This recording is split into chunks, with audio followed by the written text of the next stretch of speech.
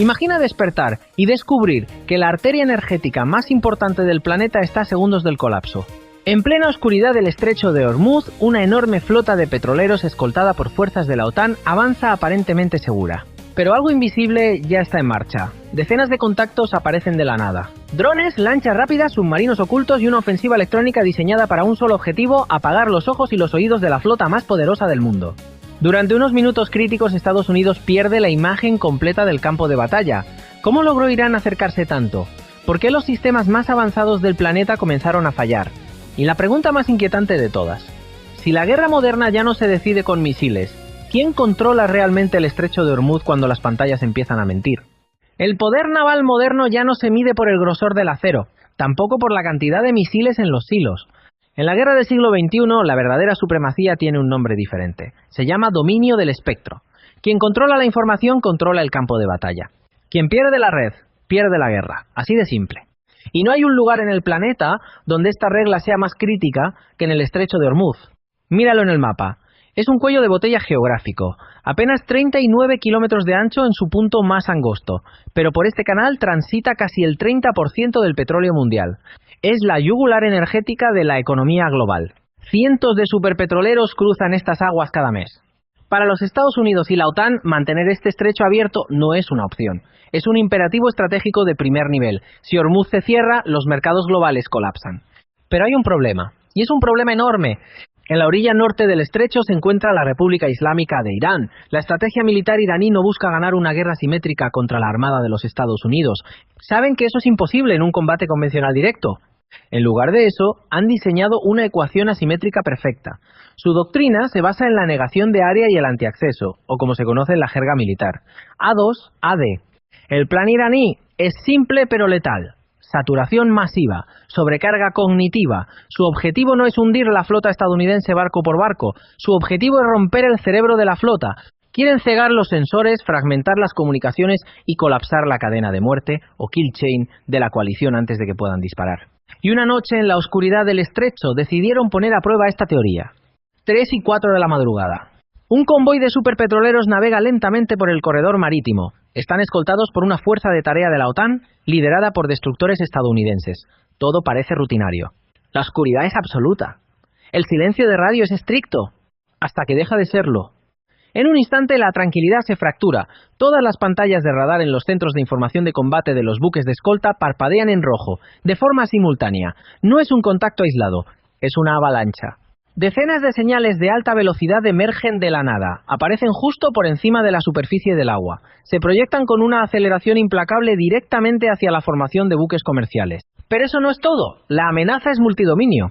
Las firmas térmicas se disparan desde la costa iraní. En los cielos oscuros, múltiples contactos inician una maniobra de pinza calculada. La Guardia Revolucionaria de Irán acaba de expandir sus operaciones. Y lo hacen marcando un cambio rápido hacia una postura de confrontación cinética abierta. Irán despliega sus embarcaciones de ataque unidireccional. Lanchas rápidas armadas surgen desde la línea costera en formaciones dispersas, aceleran hacia el convoy desde múltiples ángulos. No hay un solo vector de amenaza, hay docenas. Detrás de la primera línea de lanchas operan sistemas más sigilosos. Pequeñas embarcaciones no tripuladas rozan la superficie, se mueven casi de forma invisible. Utilizan el denso tráfico marítimo de buques mercantes como un escudo físico y electrónico en movimiento. Y mientras la superficie hierve, las profundidades también cambian. Bajo las estrechas corrientes del estrecho de Hormuz, el peligro se desliza en silencio. Los submarinos enanos iraníes de la clase Gadir modifican su posición táctica. Se acercan a las rutas de tránsito del convoy. Asumen una postura de emboscada. Son pequeños, son silenciosos y operan en aguas extremadamente ruidosas y poco profundas. El peor escenario para el sonar estadounidense. Por encima de la superficie, la ecuación del enemigo se completa. Municiones merodeadoras Shahed 136 descienden desde gran altitud. Estas unidades no tripuladas se deslizan entre los ecos de los radares civiles. El espacio de batalla comienza a deteriorarse. En los centros de mando de la coalición, la información estructurada se convierte en confusión casi instantánea. La Armada de los Estados Unidos ejecuta su primer protocolo defensivo. Un destructor de la clase Arleigh Burke rompe la formación. Su nombre y número de casco no importan ahora. Lo que importa es su función. Actúa como un muro de acero y silicio. Se posiciona directamente por delante del convoy. Intercepta la trayectoria física entre el enjambre entrante y los buques vulnerables. El corazón de este destructor es el sistema de combate Aegis. Es una de las computadoras de gestión de batalla más avanzadas del mundo. Se expande inmediatamente al modo de vigilancia de área completa. El radar de barrido electrónico activo, conocido como SPIE, comienza a trabajar al límite de su capacidad. El radar escanea el estrecho de forma incesante, intenta separar el tráfico marítimo civil de los perfiles de ataque hostiles. Necesita identificar, clasificar y bloquear los objetivos antes de que crucen la línea de compromiso final. Las comunicaciones por radio estallan. La red táctica de la coalición entra en hiperactividad. Se forman rápidamente corredores defensivos virtuales alrededor de los cargueros. Pero superficialmente la situación engaña. El observador inexperto pensaría que la amenaza era la simple cantidad de activos iraníes, una masa de lanchas y drones. Pero esa no es la historia real. Aquí está la variable decisiva. La letalidad del ataque iraní no residía en los explosivos, residía en la velocidad y la dispersión, una configuración táctica que obligaba a la red defensiva estadounidense a dividir su atención crítica. Los operadores de radar tenían que mirar a la superficie del mar, al aire a baja altitud, al cielo a media altitud y a los carriles de tráfico civil, todo en fracciones de segundo. El verdadero objetivo de Irán no era impactar un petrolero, eso era secundario. Su intento táctico primario era sobrecargar la cadena de toma de decisiones del grupo de escolta, inundar las pantallas con datos basura, forzar el colapso del sistema de mando y control antes de que la OTAN pudiera orquestar una respuesta coherente. 3:10 de la madrugada. El enjambre continúa presionando el perímetro defensivo. Ante la saturación, la Armada estadounidense activa su segunda capa operativa, esta vez desde el cielo. Un Boeing Poseidon entra en el teatro de operaciones. Esta aeronave no es un bombardero, es un cazador de datos, es un nodo volador de inteligencia, vigilancia y reconocimiento. Operando desde una base aliada en la profundidad del Golfo Pérsico, el Pocho se desplaza hacia el sector norte del estrecho. Inmediatamente inicia operaciones antisubmarinas. Despliega una barrera de sonoboyas a lo largo de los posibles corredores de aproximación bajo el agua. Su sistema de procesamiento de señales comienza a cruzar datos a gran velocidad. El impacto del Poseidon amplía enormemente la visión táctica de la flota. Rastrea los contactos de superficie que se acercan a toda velocidad. Al mismo tiempo monitorea el fondo marino. Busca movimientos anómalos ocultos por el ruido de las hélices civiles. Y los encuentra. Casi de inmediato, anomalías subacuáticas comienzan a materializarse en las pantallas. A lo largo de la ruta proyectada del convoy, aparecen los submarinos de la clase Gadir, no se muestran como puntos sólidos. Aparecen como sombras acústicas intermitentes. Fantasmas en la pantalla. Aprovechan la termoclina del océano y la densidad del ruido comercial para entrar y salir de la resolución del sonar. Pero el Pocho es implacable. En cuestión de minutos, transmite los datos de orientación en tiempo real. La información fluye directamente mediante enlaces de datos seguros hacia el grupo de destructores Arleigh-Burke. La red se estabiliza. Los barridos de radar, las firmas térmicas y los contactos a baja altitud se fusionan. Crean un espacio de batalla integrado. Esta fusión de sensores permite a los operadores estadounidenses separar con precisión las lanchas hostiles de los barcos mercantes locales. Por un instante parece que la tecnología estadounidense ha contenido la sorpresa táctica. La defensa perimetral respira. Múltiples elementos del enjambre iraní son finalmente rastreados con una firma sólida y continua. La ecuación parece resuelta. Pero en la guerra de redes, el adversario siempre tiene un movimiento más. Y el movimiento de Irán estaba a punto de cambiar por completo la gravedad del combate. Una segunda ola de municiones Shahed 136 emerge del espacio aéreo profundo de Irán. Pero algo es diferente. A diferencia de la primera ola, estos drones no se proyectan en línea recta hacia el convoy. Se abren. Se dispersan en formaciones sueltas y erráticas. Esta no es una táctica de ataque cinético directo. Es una maniobra de explotación. Buscan el desorden del radar. Se ocultan deliberadamente en el clúter, el eco parásito generado por el entorno marítimo y costero. Obligan a la coalición a expandir su paraguas de seguimiento más allá de sus límites óptimos. Al mismo tiempo, Irán ejecuta su ataque principal, no con misiles, sino con electrones. Las unidades de guerra electrónica iraníes, posicionadas estratégicamente a lo largo de su costa escarpada, cobran vida. Comienzan a inyectar energía electromagnética en el ambiente. Primero, como sondas intermitentes, ráfagas cortas de interferencia. Su objetivo, probar las costuras digitales de la fusión de sensores de la coalición. Buscan el punto exacto donde el software estadounidense intenta unir los datos de dos sensores diferentes. Y luego aprietan el gatillo. La interferencia se vuelve masiva. El impacto sobre el grupo de escolta es devastador. No hay fuego físico, pero el daño operativo es inmenso. El fenómeno de fricción operativa se materializa. Las pantallas de combate comienzan a mentir. Algunas pistas de objetivos proporcionadas por el avión Pocho comienzan a retrasarse respecto a su posición real en el mundo físico, otras simplemente desaparecen de la interfaz gráfica. Y lo peor de todo, algunas reaparecen desplazadas por varios cientos de metros. Se crea un efecto de objetivos fantasma. La desincronización temporal entre las diferentes plataformas de la OTAN comienza a colapsar el sistema. La inteligencia artificial del sistema Aegis, diseñada para fusionar datos y crear una verdad única, empieza a generar errores. Las tripulaciones estadounidenses son forzadas a realizar lo impensable en un combate moderno. Tienen que degradar sus propios sistemas. Pasan a control manual. Tienen que verificar visualmente y validar las firmas de radar por sí mismos. No pueden confiar en la fusión de sensores automatizada. El bucle UDA se alarga, la toma de decisiones se ralentiza. Irán no había hundido un barco, pero había roto la mente de la flota. La situación es de emergencia crítica. La Armada de los Estados Unidos responde con fuerza bruta para recuperar el control táctico del espacio aéreo. Lanzan su activo más avanzado. Múltiples cazas furtivos, Lockheed, Martin F-30 y 5C Lightning II despegan desde los grupos de portaaviones posicionados fuera de la zona de peligro. Aceleran hacia el corredor de compromiso. El F-35 no es solo un avión de combate. Es un servidor volador de recolección de datos, un nodo de procesamiento avanzado. Utilizan su propia capacidad de fusión de sensores distribuida para intentar reconectar los datos de orientación fragmentados. A medida que los cazas penetran en la envoltura de guerra electrónica, sus radares AESA comienzan a limpiar el panorama. Los drones Shahed, que volaban bajo, ocultos en la interferencia, vuelven a aparecer en los enlaces de datos de la coalición. Inmediatamente, los F-35C comienzan a degradar la formación entrante de drones, neutralizan las amenazas antes de que cierren la distancia final. Pero su valor real no es el derribo. Una vez que la estabilidad del seguimiento se restaura parcialmente, los cazas asumen el control completo del espacio aéreo. Actúan como directores de orquesta, alimentan datos limpios a la flota que se encuentra abajo. Explotando esta nueva ventana de claridad, los destructores Arleigh Burke cambian a una postura ofensiva total. Lanzan misiles estándar SM-2 contra los objetivos aéreos a larga distancia. Simultáneamente, los sistemas ESSM interceptan las amenazas de alta velocidad que lograron penetrar la primera capa defensiva. La respuesta iraní es inmediata y brutal. Sabiendo que los F-35 están reparando la red, las instalaciones de guerra electrónica costeras de Irán elevan la potencia al máximo. Pasan de ráfagas intermitentes a una interferencia de banda ancha de saturación total. Abarcan múltiples sectores del estrecho de Hormuz al mismo tiempo. El peso electromagnético es asfixiante. La red integrada de sensores de la coalición comienza a colapsar bajo el estrés. Los enlaces de datos vitales entre el Pocho Poseidón, los cazas F-30 y 5C y los destructores de escolta se fragmentan. La comunicación máquina-máquina se rompe. Aprovechando la ceguera digital, los drones suicidas iraníes cambian su perfil de vuelo. Están optimizados para evadir radares y cazar sensores.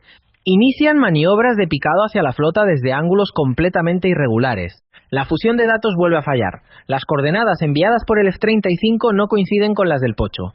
Un objetivo hostil desaparece de la pantalla de un destructor y aparece segundos después en el radar de otro, con una velocidad y altitud completamente diferentes. Durante unos segundos angustiosos, el corredor defensivo entero experimenta una desconexión. La formación naval más poderosa del planeta está temporalmente sorda y ciega en el espectro electromagnético. El poder de fuego de Estados Unidos es masivo, tienen los mejores misiles del mundo, pero el control es otra historia. Si no puedes ver el objetivo, no puedes neutralizarlo. El adversario no preparó sus tácticas para ganar un duelo de artillería. Se prepararon para apagar la luz. Y aquí es donde el cálculo táctico da un giro inesperado. La solución al colapso de la red estadounidense no vino de Washington, ni vino de una actualización de software de Lockheed Martin. Vino de la Marina Real Británica. En el borde posterior del convoy, manteniendo una posición de apoyo hasta ese momento, navegaba un buque diferente, un destructor británico tipo 45. Al ver que la red primaria se desintegraba, el comandante británico ordena acelerar a flanco. El buque avanza cortando las olas, se desplaza directamente hacia el centro de la zona de confrontación. Se adentra en el corredor de sensores fragmentado. A medida que entra en la envoltura de combate más densa, activa su activo principal. El radar multifunción Samson. Esse radar, encerrado em sua característica cúpula esférica em lo alto del mastro, não funciona igual que o sistema Aegis, e essa diferença arquitetônica cambia a historia. A diferencia del sistema estadounidense, que luchaba por mantener una única pista continua bajo la presión de la interferencia, el sistema británico hace algo radicalmente distinto. Reconstruye el espacio de batalla utilizando un método de verificación cruzada multivariada. Filtra la interferencia analizando el comportamiento de las señales de una manera diferente. En cuestión de segundos, la imagen en las pantallas comienza a aclararse. El radar Samson perfora el muro de ruido electrónico iraní. Los objetivos que antes derivaban sin rumbo ahora se clavan en el mapa con precisión milimétrica. Los contactos de superficie se reclasifican. Los drones de vuelo bajo reaparecen con vectores de velocidad y altitud consistentes. Las zonas ciegas que Irán había abierto artificialmente comienzan a cerrarse rápidamente. La información fluida y estable se inyecta nuevamente en la red de la coalición. El destructor tipo 45 actúa como un ancla de datos. Los enlaces entre las fuerzas británicas, el Pocho y los F-35C se estabilizan sobre esta nueva base de referencia. Con los datos limpios nuevamente disponibles, los F-35C estadounidenses recuperan instantáneamente los bloqueos de armas. Fijan de nuevo a los múltiples drones Shahed que se creían perdidos en el desorden. La cadena de muerte de la OTAN, previamente rota, se ensambla de nuevo. El bucle UDA se cierra. El destructor británico no se limita a ser un proveedor de datos, pasa a la acción ofensiva. Su sistema antiaéreo Sea Viper cobra vida. Lanza una salva de misiles interceptores Aster. Los misiles rompen los tubos de lanzamiento verticales en pilares de fuego. Los misiles Aster explotan las aperturas temporales en la cobertura de guerra electrónica iraní. Interceptan múltiples objetivos aéreos simultáneamente. Varios drones son vaporizados antes de que puedan amenazar la capa exterior de la formación. Pero la fricción de la guerra es real. Ninguna defensa es impenetrable. Un pequeño remanente del enjambre de drones logra deslizarse a través de la ventana operativa, logran evadir los misiles a larga distancia y se dirigen en un perfil de ataque terminal hacia los superpetroleros. La situación exige una medida extrema. Un destructor Arleigh Burke estadounidense cambia una postura de escudo naval pasivo. Acelera sus turbinas de gas, modifica su rumbo de forma brusca, se posiciona literalmente en paralelo al costado del buque comercial más cercano. El capitán estadounidense usa las 9.000 toneladas de acero de su propio barco como una barrera física para absorber el daño si los misiles fallan. Por fracciones de segundo, el enjambre parece a punto de lograr un impacto cinético letal. Han abierto una brecha microscópica en la red. Pero el sistema Sea Viper británico calcula más rápido. Una segunda salva de misiles Aster desciende desde la atmósfera superior. Caen en picado vertical sobre los drones restantes. El impacto es devastador. Cada contacto hostil desaparece de las pantallas tácticas. La brecha táctica que la Guardia Revolucionaria intentó forzar a través del espectro electromagnético se cierra de forma definitiva. El espacio de batalla está bajo control. La OTAN, trabajando como un organismo conjunto, ha neutralizado la amenaza. El combate cambia de fase. Pasa de ser una respuesta de emergencia a un dominio estructural metódico. El Boeing Pocho Poseidon completa su red de sonoboyas en el sector norte. Aísla las firmas acústicas sospechosas en cajas de contención digital. Los submarinos clase Gadir iraníes están fijados. El dominio subacuático deja de ser una ventaja táctica para Teherán. En la superficie, los destructores estadounidenses forman un anillo de contención implacable alrededor de la flota petrolera. Neutralizan cualquier intento menor de aproximación de lanchas. Ya no combaten incendios individuales, operan en sincronía total con la nave británica, desmantelan el remanente del enjambre por sectores, con precisión matemática. Irán intentó forzar a la coalición a luchar en 4 frentes a la vez: aire, superficie, profundidad y espectro electrónico. Pero ahora las municiones merodeadoras y las lanchas supervivientes están fragmentadas, han perdido la cohesión.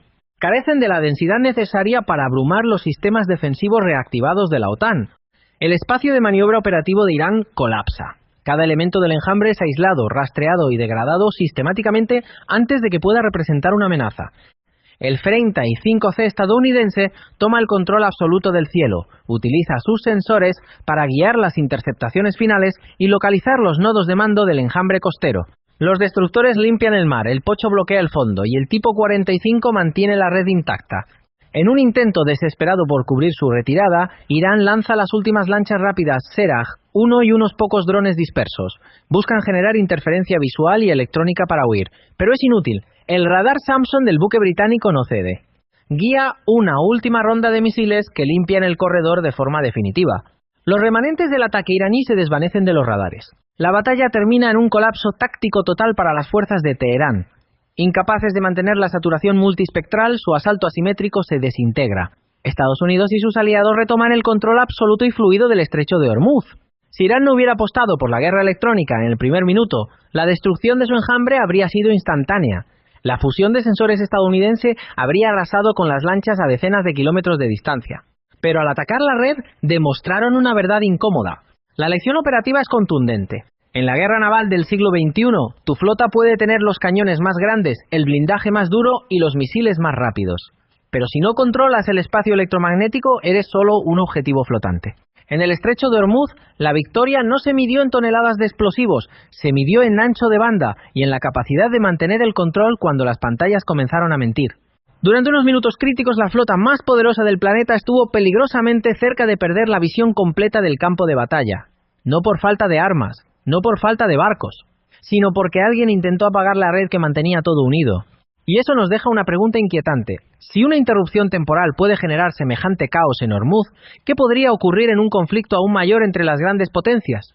Compartan su análisis en los comentarios. Quiero conocer su perspectiva sobre el próximo gran desafío de la guerra moderna.